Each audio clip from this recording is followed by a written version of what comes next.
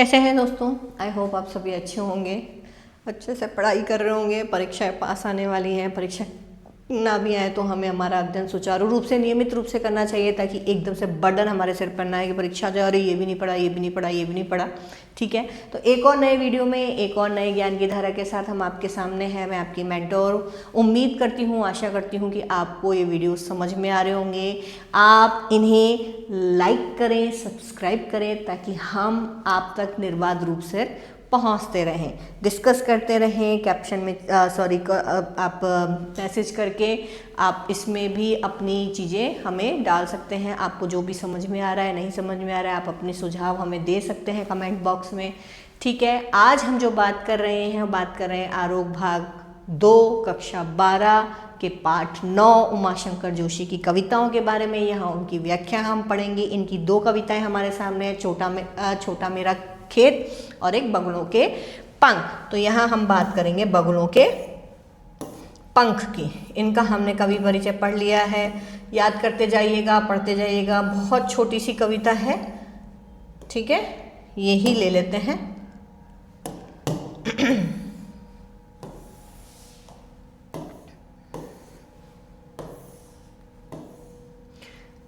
बस इतना सा आपको याद रखना है। ये जो कविता है, ये कवि ने एक प्रकृति का चित्रण किया है, प्राकृतिक दृश्य का यहाँ पर चित्रण किया है, जिसमें सावन के महीने की बात आप कह सकते हैं। सावन के महीने या वर्षा ऋतु के समय की बात है, जब आकाश में काले बादल छाए हुए हैं, घटाएं हैं, और उसमें संध्या के वक्त या सुबह के वक्त उड़ते हुए जो सफ़ेद बगुले हैं, ठीक है, उनके जो पंख फैले हुए हैं और वो कतारबद्ध होकर उड़ रहे हैं, पंक्तिबद्ध होकर उड़ रहे हैं, तो इतने सुंदर लगते हैं। जिस सुंदरता में, जिस दृश्य में कवि का मन भी वहीं अटक कर रह जाता है।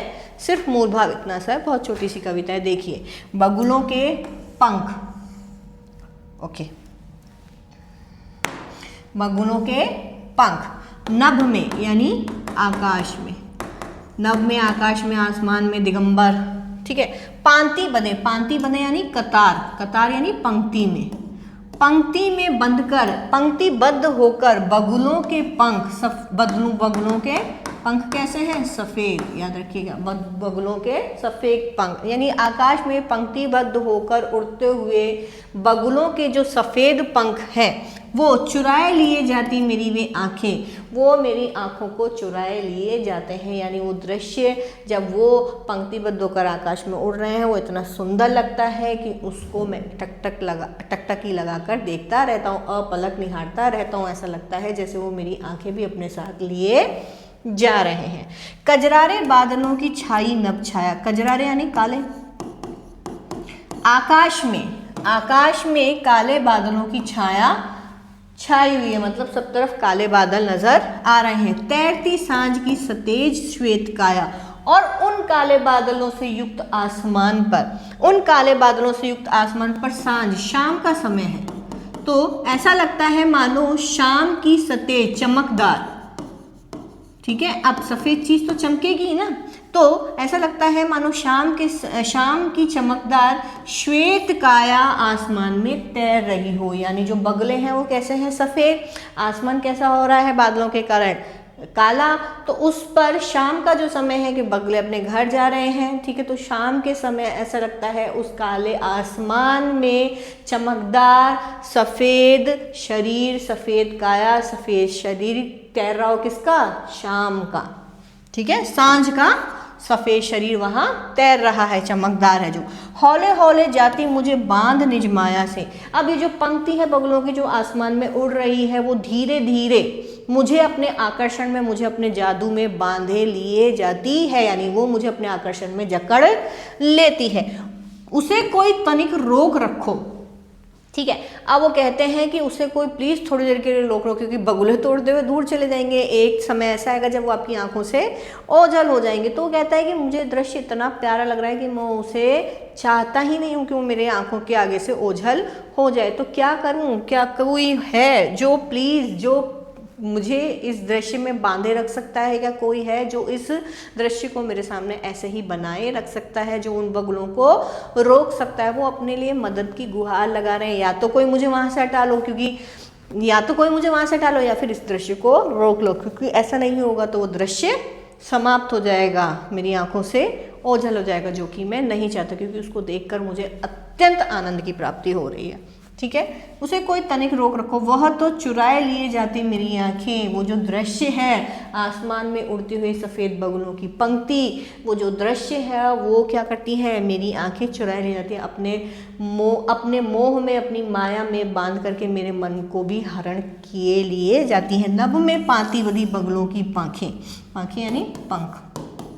ठीक है, नभ में यानी आकाश में पंक्तिबद्ध होकर जो बगुले उड़ रहे हैं, उनके जो सफ़ेद पंख है वो मेरी आंखें चुराए लिए जाते हैं। बहुत सीधी सरल सी कविता है, ज़्यादा कुछ घूमना नहीं है, सिंपल सा भाव है। ठीक है, किसकी है ये, उमाशंकर जोशी जी की, और इसका हिंदी अनुवाद किसने किया है, रघुवीर चौधरी और दो लोग हैं, पटेल जी। हाँ ठीक है, तो याद रखिएगा इनको, इन दोनों के नाम याद रखिएगा। ये जो मूल कविता है ये गुजराती में लिखी गई है, गुड, गुजराती में लिखी गई है, और यहाँ पर इनका अनुवाद करने वाले दो लोग हैं, रघुवीर और पटेल जी। ठीक है, तो नाम याद रखिएगा। आज के वीडियो में बस इतना ही, पढ़ते रहिए, करते रहिए। बहुत सिंपल सी कविता है, बहुत अच्छी सी कविता है, और हमारी वीडियो, हमारी चीज़ें, हमारा जो ज्ञान है वो आपको इसी तरीके से मिलता रहे।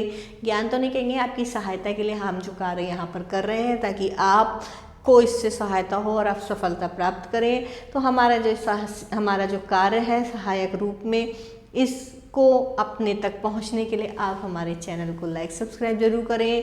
3 प्लेलिस्ट हमारे चैनल पर हैं, जिनमें आपको बारी बारी से पूरा कंटेंट मिल जाएगा। तो हमारे साथ जुड़े रहिए, पढ़ते रहिए और अपने आप को अपग्रेड करते रहिए। ठीक है, मिलते हैं, बाय बाय।